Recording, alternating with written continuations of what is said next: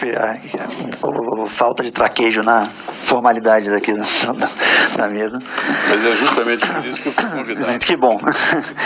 E eu escrevi um textinho, assim, também para a gente não se alongar, e a minha tendência é falar demais. E eu acho que, assim, fui muito convidado para cá pela minha experiência prática com um assunto de muitos anos de trabalhando com televisão e mais recentemente num programa na Globo News.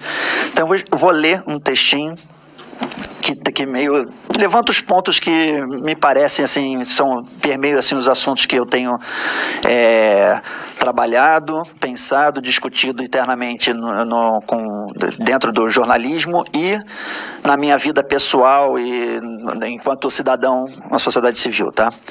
Primeiro é isso. Bom dia a todos. Eu queria agradecer o convite, a oportunidade de participar desse seminário sobre fake news e democracia, ainda mais aqui nessa casa do Senado. E obrigado, Aires, obrigado, Fábio, Murilo Aragão e demais presentes e participantes.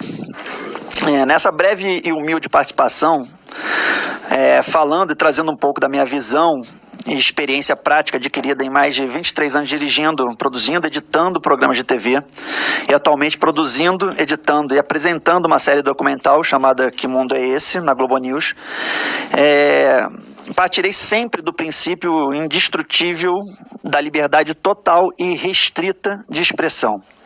Não há conquista mais relevante e fundamental para as bases democráticas do que a total liberdade de expressão.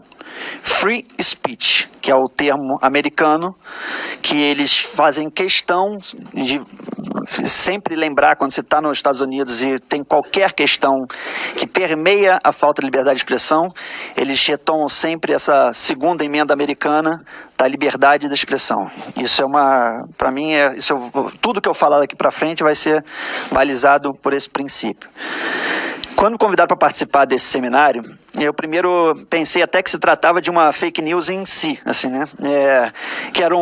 Eu recebi um e-mail se referindo a mim como ilustríssimo, né? Me chamando para falar no Senado Federal, né? Achei que estava tudo meio estranho. Corri para checar as informações e era verdade mesmo. Avisei a minha mulher e minha filha que duvidaram da minha versão. Minha credibilidade não anda muito boa em casa, né? Mas depois de mostrar uma carta convite em papel timbrado no Senado Federal, eles acreditaram e aceitaram a verdade, né? Bem, de fato, eu estou aqui. E logo veio à mente, a primeira coisa que eu pensei foi naquela clássica narração do Orson Welles de A Guerra dos Mundos, que em 1938, quase 80 anos atrás, em um programa de rádio americano que causou pânico em milhões de pessoas nos Estados Unidos. Experiência repetida por uma rádio aqui no Brasil, no Maranhão, em 1971. E que teve também repercussões semelhantes. Nos Estados Unidos, o governo americano tentou processar a CBS e o próprio Welles sem sucesso. No Maranhão, o exército invadiu a rádio, lacrou os estúdios por 3 dias e só não prendeu todos os envolvidos porque o roteiro havia sim passado por aprovação da censura oficial que existia no tenebroso e nada saudoso período da ditadura militar. Sérgio Brito, então roteirista da versão maranhense de A Guerra dos Mundos, em recente reportagem sobre os 40 anos do caso, disse o seguinte, e realmente eu li isso e fiquei impressionado, porque isso foi na reportagem que foi feita em 2013, se eu não me engano, que ele estava comemorando os 40 anos desse caso. Hoje, daqui da minha casa, aperto uma tecla no meu computador e consigo checar uma informação. Em 1971, isso era praticamente impossível. Hoje, a internet não é o maior vilão da disseminação de fake news. Pelo contrário, a internet é a mais revolucionária ferramenta de democratização da informação, da checagem de fatos, da possibilidade de diferentes versões, pontos de vistas, interpretações sobre um mesmo fato chegarem até cada um de nós. A produção de fake news, seja pelos geniais criadores e colaboradores do sensacionalista.com, por exemplo, ou dos adolescentes do interior da Macedônia, os chamados Velhos Boys, e que tive a oportunidade de entrevistar juntamente com os meus parceiros de trabalho de programa André Fran e Felipe Ufo, na realização de um documentário chamado Fake News, baseado em fatos reais, não podem ser responsabilizados pela criação onde o princípio da verdade nunca foi o compromisso. No caso do site sensacionalista, é até bem claro o compromisso com a mentira. Da sátira em cima das notícias, da crítica ao absurdo que muitas vezes as verdades revelam. Mas mesmo no caso das milhares de dezenas de criadores das mais estapafúrdias fake news, que são acusados de influenciar as eleições presidenciais americanas, passando pelo referendo do Brexit na Inglaterra e outros processos democráticos no Brasil e no mundo, não podem ser eles responsabilizados pela invenção dos fatos em si. Muitos dos chamados produtores de fake news, como atestamos na entrevista com Christian, que era um menino da Macedônia, lá em Veles, na Macedônia, não têm qualquer motivação ideológica. São de famílias em condições financeiras precárias, em países de altíssima taxa de desemprego entre jovens, que viram apenas um mercado inexplorado e rentável de curtidas, compartilhamentos e acessos que geram grana através de publicidade. Aí, abre aspas. Quem mais lucra com as fake news ainda são as corporações. Facebook, Google querem vender publicidade e precisam de cliques. Ficam com mais de 70% do lucro de que geramos para eles em acessos, resumiu com clareza Christian, que é esse jovem garoto macedônio. Podem e devem ser responsabilizados, eventualmente e dentro da lei, por possíveis ofensas, difamação, mas como falei lá no início, partirei sempre da premissa número 1 da liberdade de expressão, inclusive do direito de mentir, de ser fake na pessoa física. A novidade não está na mentira, mas na disseminação e no uso da mentira através de novas ferramentas. Os verdadeiros QGs espalhados pelos subúrbios da China, Rússia e mais recentemente revelados no Brasil, mas possivelmente existente em quase todos os cantos do mundo, onde milhares de celulares e computadores com perfis falsos compartilham em bloco fake news. Isso sim, isso eu apelidei de o doping da mentira. Tá?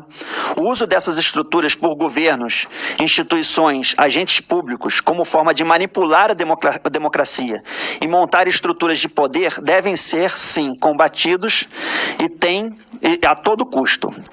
Essa era histórica da democratização da informação, do poder de se expressar literalmente e potencialmente nas mãos de qualquer pessoa através da internet e das ferramentas de social media, tem que ser celebrada, protegida e intensificada.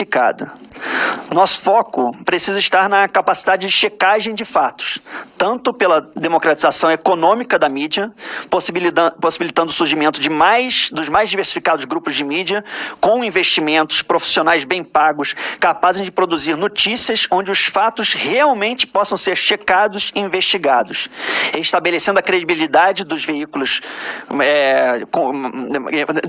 mas com pluralidade de visões, linhas editoriais. Mas nada, absolutamente nada disso vai fazer qualquer sentido ou faria qualquer sentido sem uma verdadeira reforma educacional. Eu lembro que quase 30% da população brasileira é analfabeta funcional. Dados que são vergonhosos, que transformam a simples expressão fake news, com a expressão que a gente usa americanizada, né, em uma afronta elitista e desconectada com a realidade mais profunda do Brasil.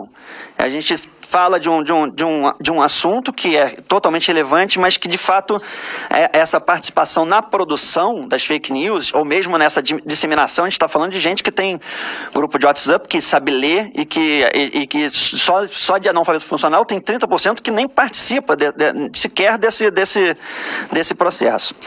O assunto é longo, claro, complexo, e não por acaso a gente está aqui reunido e tem tanta gente, né, capacitado para falar melhor do que isso. É legítima a preocupação, tanto tendo em vista as eleições presidenciais que se aproximam e promete se transformar no maior campo de batalha do período da redemocratização. Para terminar, eu, claro, queria agradecer novamente o convite e a honra de poder falar e contribuir um pouquinho com a discussão. Do lado de tanta gente até mais capacitada para falar sobre o assunto do que eu, e dizer que, infelizmente, a mais comum, preocupante, recorrente fake news e que atenta diretamente à democracia ainda são as promessas de campanha, as coligações partidárias, os orçamentos públicos e os impostos mal aplicados. Não necessariamente nessa ordem, tá? Obrigado.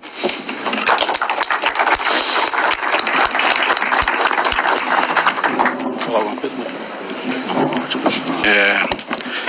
Rodrigo, cada vez mais você vai ser chamado de ilustríssimo nos próximos convites.